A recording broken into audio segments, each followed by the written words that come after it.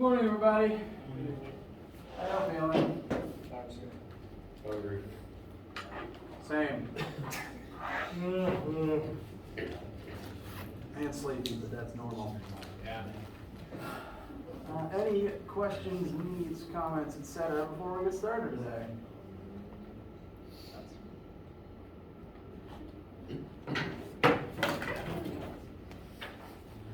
All right, a couple of things.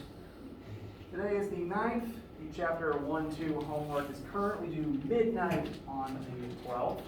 So that means that my plan for today is to spend about the first half of class looking at some problems that I've noticed some students asking about in the first homework. So I want to address those with you guys and kind of step you through how I would recommend doing them, show you some of my sample math. And since homework is due at midnight on Monday, I do encourage you to work on it over the weekend and to have, if you encounter any more questions or any more issues, bring them to class on Monday or email me about them over the weekend, and we can talk about them then before it's due. And if there's any big issues then, I can also push the due date back if need be. I'm always happy to move a due date back, but I will never move one up.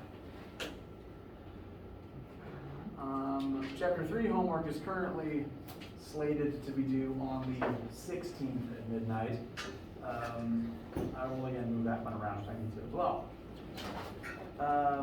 First half of class today, we're going to look at some homework stuff. Second half of class, we will wrap up chapter 3. There's only one more vector addition concept and example I want to go over. And then next week, when we're not doing homework stuff in class, we will move on to chapter 4, which is Newton's laws. You can consider kind of everything up till now, review and preamble leading up to Newton's laws, because that's going to be about force, and it's going to be the stuff that the whole semester is kind of focused around.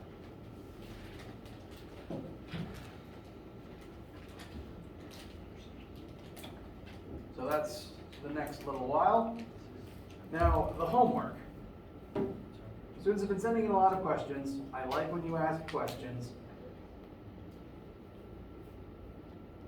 I am not the only person who teaches this particular class. I inherited it from other teachers, and other people teach it sometimes between semesters.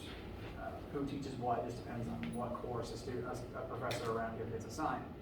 And so certain questions get added and changed by different people between semesters. And when I looked over the homework before posting it, the questions that were in it are ones that I look at and I think, okay, yeah, that makes sense, and I can do it. That said, that keyword there is I can do it. I have a very different experience with these things than you guys do.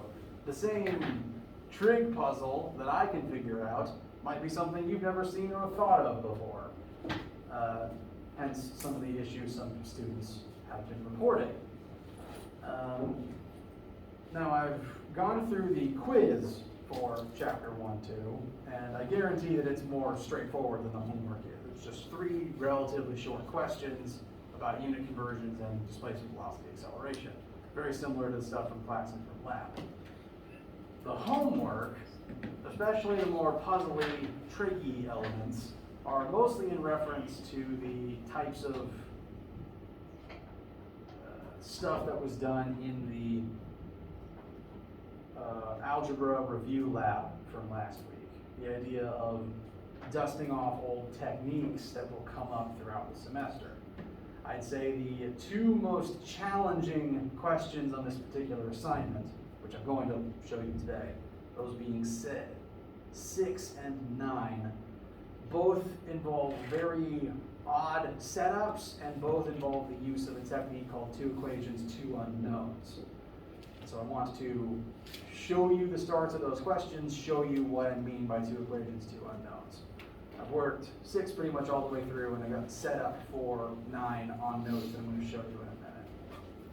So I'm going to spend a little bit talking about some of the quirks of WebAssign and the ins and outs of a couple of these questions. I want you guys to ask about homework questions in class. I want to show you stuff about the homework in class. It's not off the table. You can ask about literally anything, and I will talk about anything you guys need. Now, WebAssign, couple of the smaller error couple of the smaller problems that students have been reporting, some of the smaller questions people have been asking about. WebAssign is a very dumb computer. Doesn't matter how smart someone says a piece of technology is, all machines are inherently really stupid. They can only do what they're coded to do.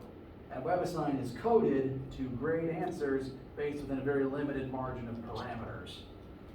In the case of questions like 14C and also 11C, well, I guess for all of 14, but especially for C, it's coded to be looking for very specific formulas for its answers, and especially on these formula questions, there's no margin of error. If it's not input exactly the way that WebAssign is expecting it, it just hands out a no for your score, which is very mean of it. That's why I've been going through and helping people make sure the answers are input right. For 14C specifically, this is the one that I think is the most frustrating. It's looking for an absolute value bracket around your answer. And the only reason it cares about that is because it's asking about speed and not velocity.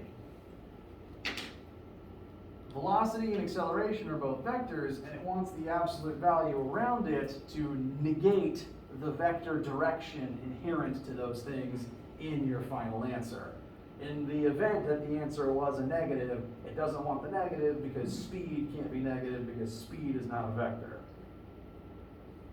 It's unfortunately strict thinking whoever programmed this thing, and I'm informing you of that absolute value because that's not the kind of thing I'd expect you to come up with on your own. I myself wouldn't think of it as my first attempt. I only know it wants it because I have the teacher version to show me what the answer is. So 14C, that's a common issue that's being reported. I'm also getting students reporting problems with 11C. This is also an input the formula type of question. Main issue here is just making sure the formula that you used was right and that you got the correct subscripts in the correct places.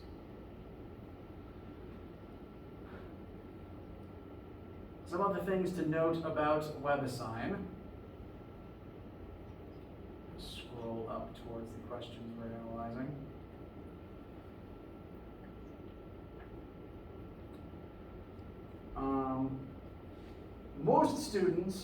Most questions will have slightly randomized numbers for each student. So if you've been working with a classmate and they've told you an answer, and that answer doesn't work directly when you input it into your version of the homework, that's because if your question has any red lettering in it, either for words or for words or for numbers, if it's red in the text, that means that number was randomly generated for your version.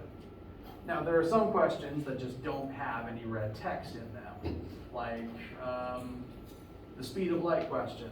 Because speed of light is a constant, there's nothing to randomize. That's all black, there's nothing to change, there's nothing random about that one. But if there is red in the text, then that red number was created specifically for your version. And that means that while the formulas and the work done would be the same as what your classmates do, your precise numerical answer will be different because you have to plug a different number into it. That doesn't mean don't work with your classmates. I want you guys to work together on stuff. It just means that the cooperation is less about, oh, you found the answer, what is it? It's more about, how did you find it? What formulas did you use? How did you rearrange them? And lastly, the last fact about how WebAssign works I want to point out is sometimes it's going to try to make you think, oh, I have to input a picture and it's going to grade me on the picture I put in. That is not what's happening here. Like I said, computer programs are real dumb. WebAssign is not smartly coded enough to have some sort of a system that can actually analyze images for context. It's only asking for a picture because whoever wrote the textbook question wrote into the textbook, draw a picture and show it to your teacher if you were doing this on paper in a normal homework assignment. WebAssign is coded to give you a point if you upload literally anything. because it physically can't analyze what you upload to it. It just gives you the point if you send anything. You could upload a 1-pixel JPEG, and that's correct, as far as the computer can tell. Pardon me. Now, because I don't care about this part of the question, you should make your own picture as part of the work, but you should not need to worry about photographing it and uploading it to LeviSign. I tend to make those parts of the questions worth 0 points. This question has 3 parts to it, and I can manually change how many points each part is worth. I can make part A 0 points, because you don't need to worry about uploading a picture to LeviSign. There's no point. This image currently here is the textbook sample picture for this question, and it's the one I want to show you because it's the picture that describes the setup for number 6. So copy this down freely. This is the picture you should use to help us solve this problem. You just don't have to upload it to LeviSign because, again, there's literally no point.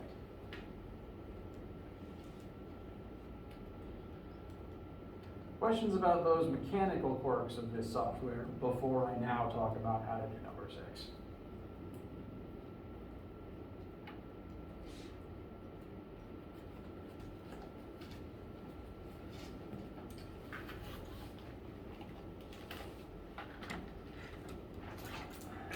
Okay. Why did I do that?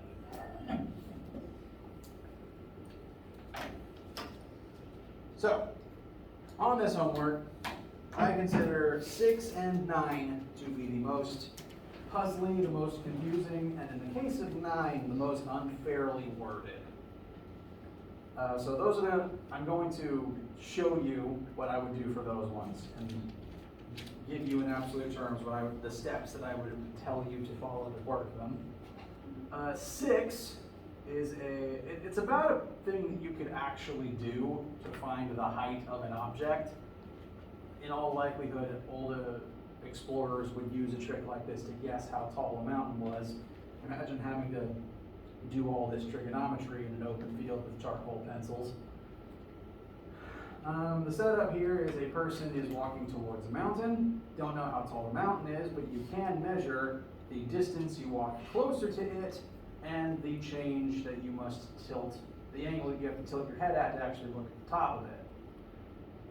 The closer you get to something, the further up you tend to have to look to actually see the top of it. Whereas the further away you are, everything's squashed closer to the horizon.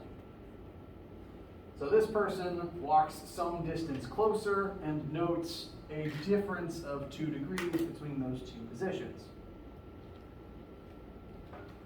The sample drawing here shows the difference between the 2 triangles formed by all of the distances involved.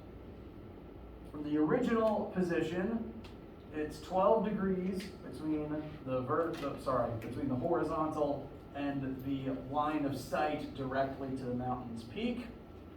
The y leg of the triangle is the mountain's height. The x leg is the unknown distance to the mountain.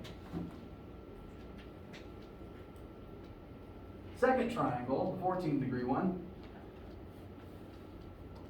is what happens after moving d distance closer. Your number will be slightly randomized. For me, it's 4.17, and that's the number that will be in all of my work. You would need to change that number in your work to get the right answer. So for my version, she'll walk 4.17 kilometers closer. That means now the angle she has to look at changes to 14 degrees. So the angle changed, delta x changed, but the y is the same. It's the same mountain, it's the same height, so that leg is the same as the first triangle. These triangles in conjunction can help us set up some formulas that relate that mountain height to the distance traveled. So part B is asking literally what are these formulas that you can set up that will help you work the question. So it's asked in this specific order because B will set up the formulas that you'll use to find C. And I'm giving you those formulas because it is kind of a weird question to ask. First thing it asks you for is to set up starting from this 12-degree angle, what would tangent of that 12 degrees be equal to? Tangent TOA equals opposite leg over adjacent leg. So tangent of 12 degrees will equal the opposite side divided by the adjacent side. So the answer it's looking for is y over x.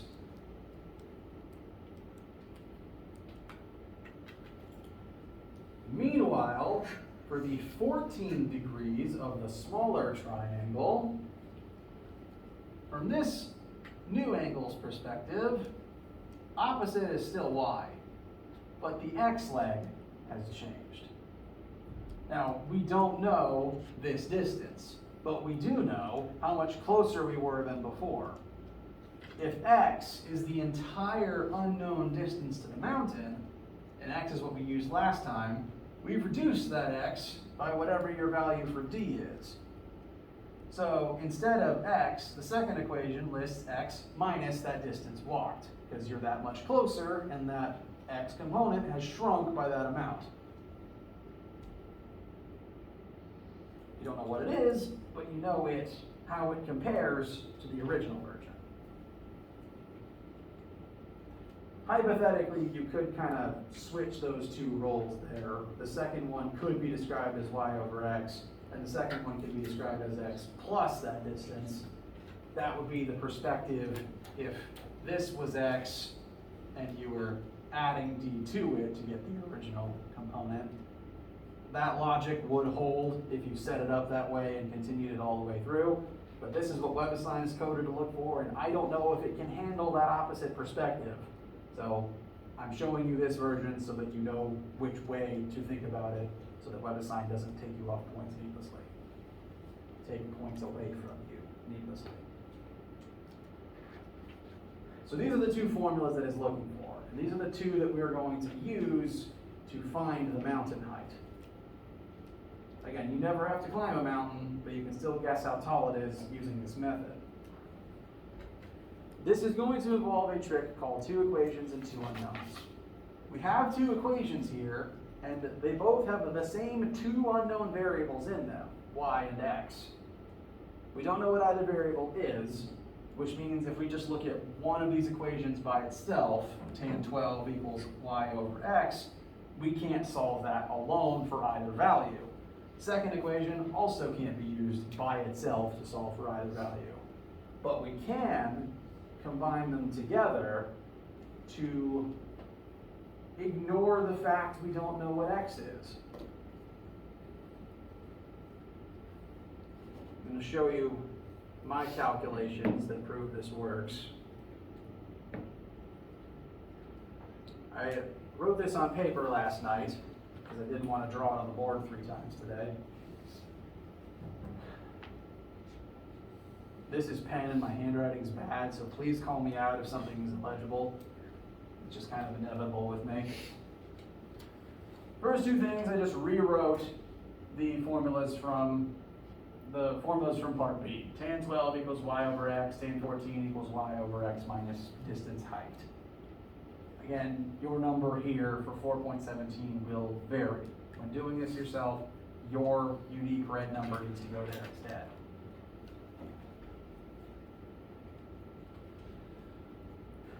Now, tan 12 and tan 14 are just constants. You can find a number for those. They are not unknowns. They're just numbers. You can treat them like any other number. To get our final answer, we have to combine our two equations together. And there's a couple ways you could do that. You could solve both of them for x and set them equal to one another. That's one tactic. What I did was, I solved the first equation for x. I literally just rearranged it to be x equals instead of tan equals. So x equals y over tan 12. That means that any x in any of these questions can be replaced with y over tan 12. Because x equals y over tan 12. And that's exactly what I did. I looked at the second equation, and instead of x, I wrote y over tan 12. The result looks kind of messy, and there's a lot of algebra to get to the final answer, but by doing this, we've eliminated x from the equation. don't have a value for x because we don't need one. We've gotten rid of it, and the only unknown left in that rewritten formula is y. So with enough algebra done correctly, we can figure out what y is without having to actually find a number for x first. Any questions, complaints, issues, etc. with getting to this point here, where I substituted the first equation into the second one? I'm hoping this is a tactic you've seen before. Mostly nodding, good to see. What's written above the little tangent 12? That's y divided by tan 12. Thank you for asking. I'm realizing that the way my pen stroke is, that is kind of hard to tell it's a y. It could almost be a lambda. All right, so yeah, I'll write it big on the board just to make that clear. Because this is your starting point, like the point at which your algebra will really start diverging based on what your number is.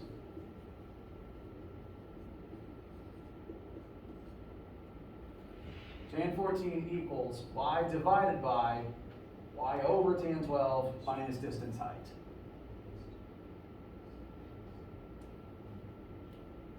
From there, it's just a series of convoluted algebra steps to get to the final answer. I took the entire denominator on the right side and multiplied it over to the left, which would give y over tan minus 4.17 in parentheses all times tan 14 equals y. Next line down, I've combined a few things, so let me explain. Tan 14 and tan 12 are just numbers. They're just numbers. You can find a number for them. So I've just been treating them as constants. I distributed tan 14 into this parentheses, which would give tan 14 over tan 12 times y minus 4.17 times tan 14. The next line down is the numerical simplification of all that multiplication. So 1.173 is tan 14 over tan 12, still times y, and 1.04 is 4.17 times tan 14. Again, this number will be different for you because this number is different for you. And then it's a matter of getting all the y's together, all the not y's together, and solving for y.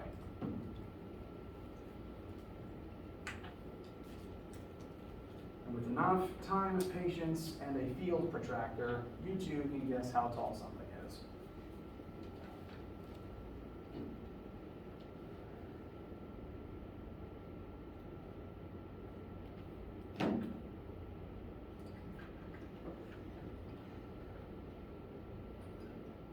How does this one feel now?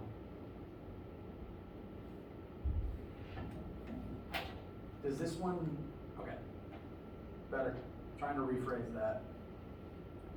Any problems, questions at all remaining with this question at this time? You're allowed to not know what they are yet. You're allowed to ask them later.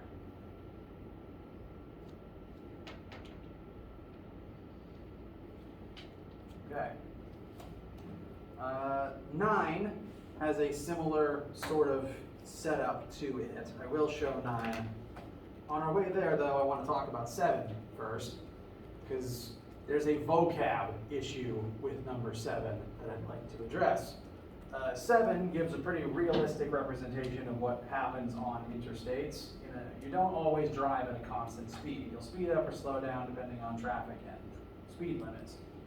So this particular driver moves at 3 different speeds for 3 different amounts of time, and also stops to take a break. So the velocity for this period of time is just 0.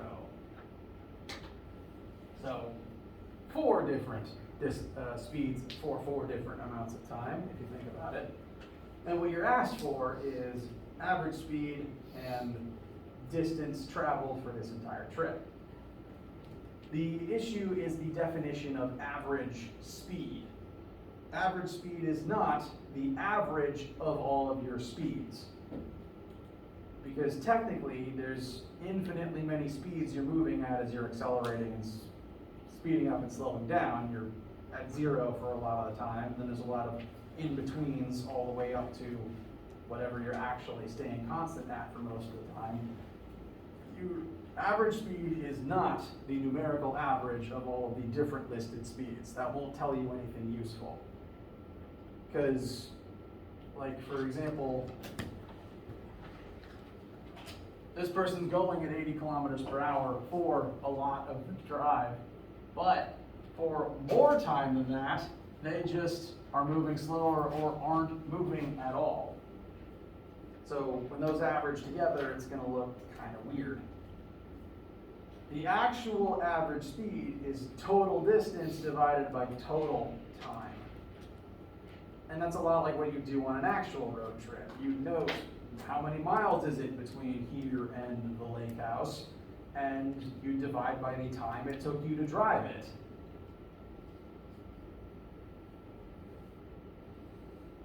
I go to Florida a lot, so I know that it's about 400 miles. I can make that in about 5 hours.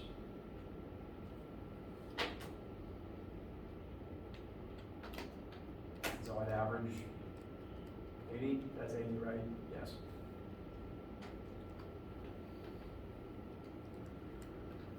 So I'd recommend, if you're going through the homework and you haven't finished 7 yet, I'd actually recommend you do B first, because that solves for total distance, and then find part A, dividing total distance by total time.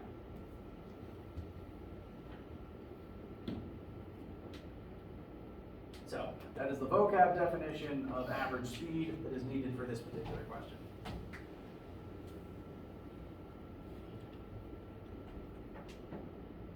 Any complaints before I move on to 9? All right. 9 is a bit of a doozy. I think it's kind of unfairly described. The way that you have to set up the algebra for it is not intuitive, so I don't like it for this reason. This is putting numbers to the classic tortoise-hare race from the fable.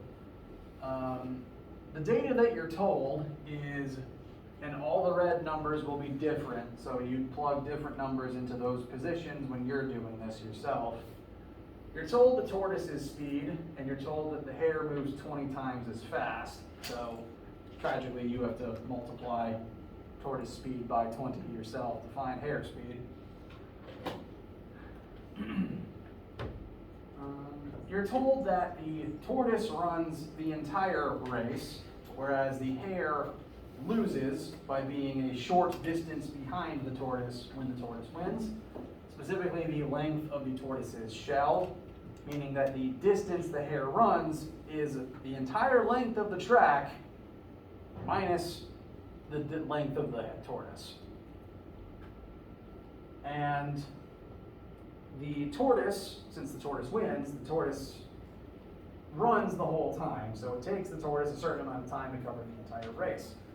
The hare takes 2 minutes to nap. And your number of minutes will be different, but that means that there's some number of minutes where the hare just is not moving,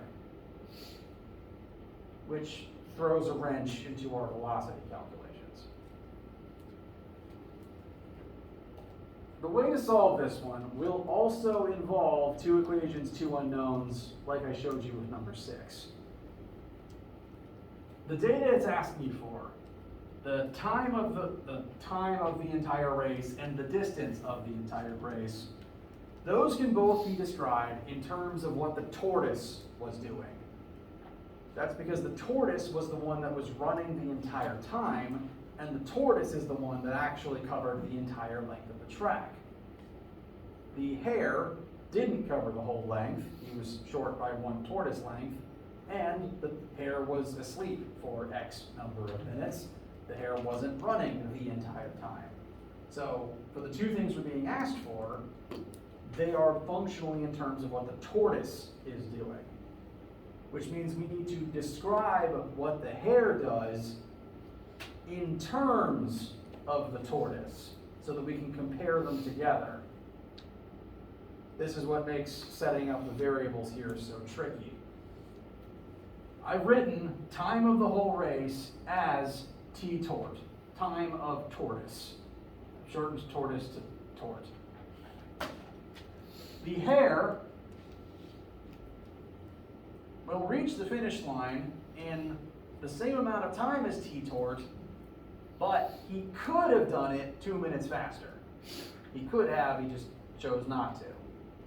That means that the actual amount of time the tortoise was moving at his top speed was t-tort minus those minutes, because he spent those minutes doing nothing.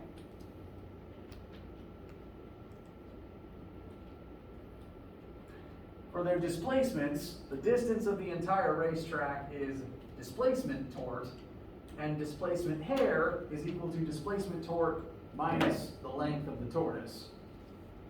Tortoise, my number for that is 20 centimeters, so that's 0.2 meters. Pardon me.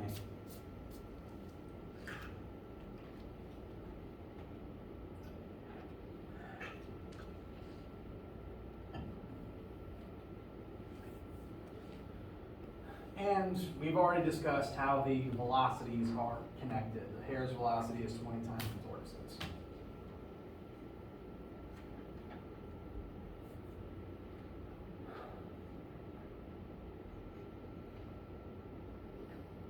I've set up and described the hare's data in terms of the tortoise's, such that in the formulas I'm about to write, there is a single constant for time and a single constant for displacement, both in terms of the tortoise, since the tortoise's data reflects the entire time spent on the race and the entire length of the racetrack.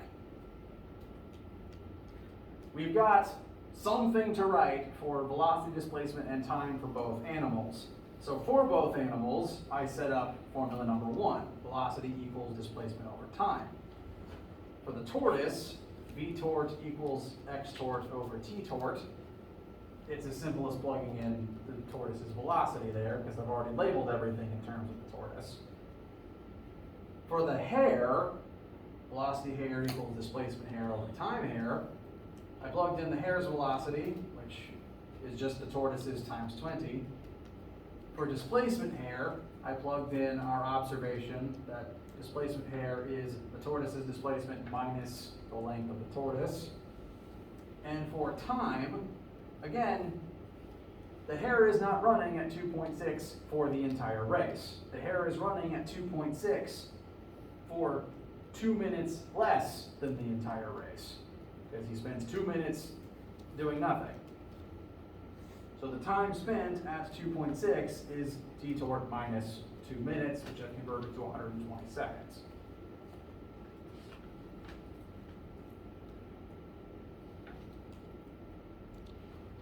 Upon finishing this step, we now have 2 equations, one about the hare's velocity, one about the tortoise's velocity, that both have the same 2 unknowns in them, because we've set up the hare's data in terms of the tortoise's unknowns.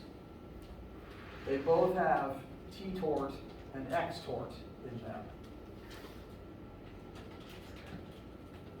Which means, like with 6, we can basically insert one into the other to eliminate a variable, solve for the remaining one, and then eventually put that one we just found back into the first one to find that second number.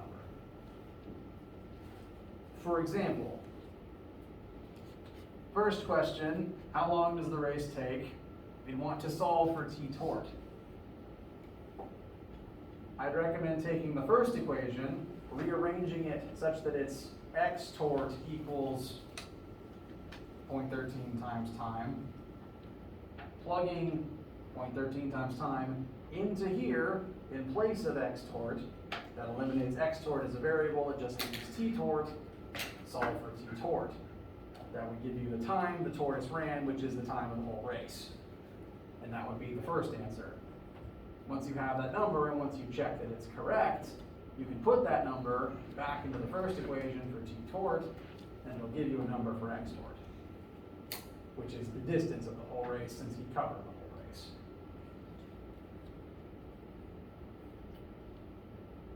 I don't like this one. It's unfairly worded and requires me to say the words tort and hair a lot.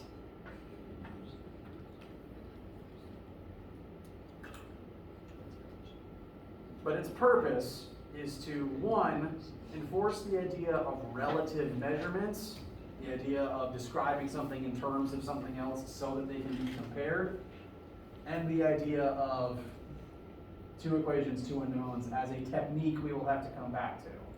Because we will be using it from time to time. Off the top of my head, there's questions in the momentum chapter that will require it.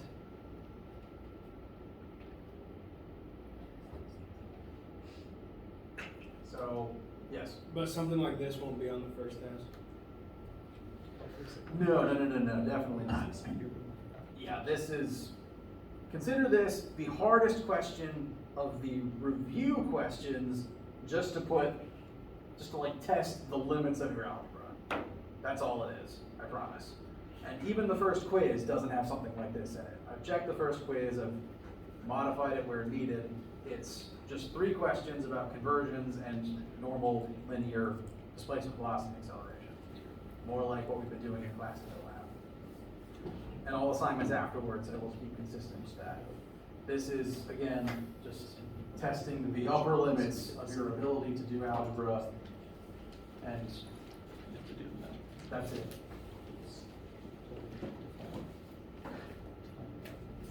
How do you guys feel? All right. Again, this is not due till midnight on Monday. We can keep talking about this in lecture Monday. You can email me about any issues you encounter all weekend. I promise I'll get back to you as quickly as I can. We're light on time, so I'm just going to briefly cover the last part of chapter 3, which kind of ties into what we were just talking about. Vocab word that I want to point out to you as we look at a velocity vector addition calculation is the idea of relative velocity. All velocity measurements are made in comparison to a frame of reference. Every single one of them depends on a reference frame. As an example, from your reference frame sitting in this room, what is my current velocity? 0. Heard a couple people say it.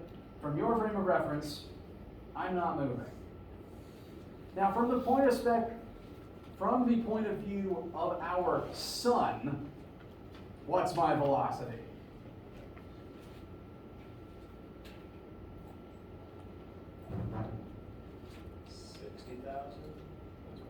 I don't actually have the number memorized, but something like that, yes. Many, many times the speed of sound. This entire planet and you on its surface are booking it through the universe right now, very, very quickly. You know this because you know the Earth revolves around the sun. That means the Earth is moving very fast. And the sun is further rotating around galactic center. You right now are on board a crazy train through the universe that will never stop. So you have a crazy fast velocity. It's just outside the frame of reference of everything that you perceive around you. Because all of the objects you perceive around you are moving at the same speed on the same planet. Every velocity is from the perspective of a frame of reference. And in order to compare different velocities together, in order to perform vector addition on velocity vectors, that act is inherently comparing and changing frames of reference.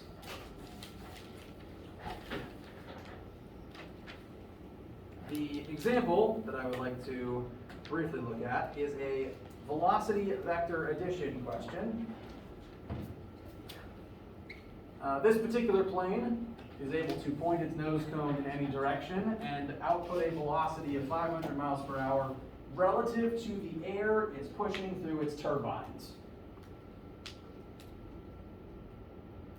Now, at the altitude planes fly at, it is always windy.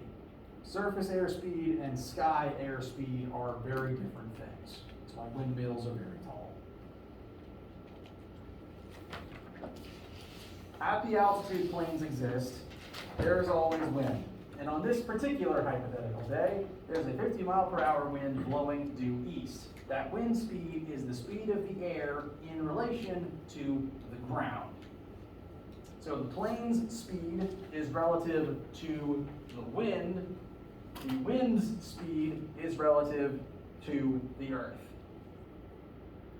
Our goal is to figure out what the plane's resultant speed is as a result of this wind blowing. And in order to change the wind speed from being a factor of its speed compared to air, we need to subtract the wind speed compared to the earth to change the plane's speed to be in relationship to the earth. I prefer to think about this as trig, so I'm now going to explain it as trig. If the wind is blowing straight west, and you decide to fly your plane straight north, what direction are you actually going to end up moving in?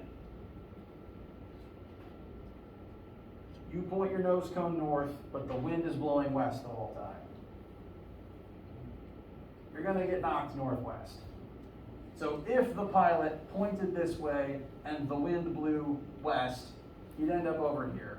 And then you'd have to waste time and fuel turning around. That's a big pain. Most planes can't account for that because fuel is expensive and heavy and time is valuable. So skilled pilots are able to point the nose into the wind and sacrifice some of the northward velocity to have a tiny piece of eastward velocity that counteracts the wind, and as a result, the plane's angled 500 miles per hour will add to the 50 miles per hour west and create a straight north final velocity compared to the Earth. So we're adding velocity vectors. We don't quite know what angle the plane is pointed in, but we know it is pointed in such a way that its x component will cancel with the wind, leaving a y component that will carry you just north. So this is still vector addition. We are going to add this vector to the wind to figure out what the plane will actually do as a result of those two vectors happening at the same time. Now we've done vector addition where we've divided vectors up and added their components together, and we could do that here. But interestingly, sometimes there's a shortcut you can employ. The velocity of the plane, the 500 miles per hour, is at an angle. We're going to add this westward wind speed to it, and I am informing you that the final answer points straight north, because that's what the pilot wants to do. The pilot's going to point at whatever angle is needed to ensure the final answer points north. With me so far? So that means this vector plus this vector will equal this northward vector. And north is perpendicular to west. So these two vectors add up to this third vector, and all three, in comparison to each other, form a right triangle. Which means we can use the Pythagorean theorem to find that last side. We don't actually need to know what angle it is as long as we've been promised it's enough to create a northward answer. This only works if the vectors you're adding add up to a third vector that forms a right triangle.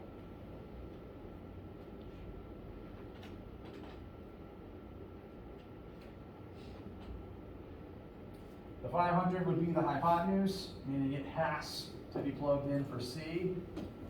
I used A as the unknown side. I got a final answer of just slightly less than 500 actually, 497.5. So a skilled pilot can encounter a 50 mile per hour wind and transform it into a mere 2.5 mile per hour inconvenience. That seems like a pretty good trade.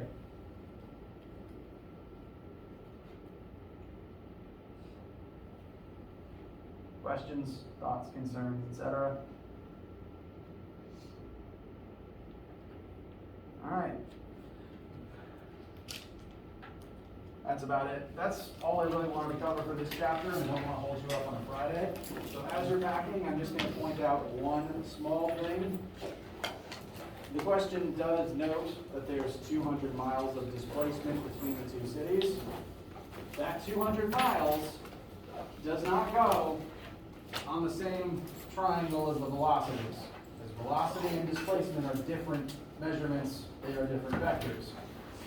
The displacement will point in the same direction as the final velocity, because you want to move north, you want to displace north, but they're different vectors, different measurements, so they have to go on different triangles.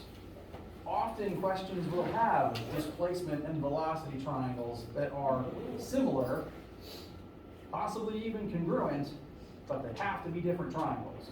You cannot put one of the displacement numbers on this. If you wrote a 200 here, that'd be very wrong. Cool? All right, next week is Newton's laws in force. Stay tuned for that. Let me know if you need anything over the weekend, and have a nice weekend.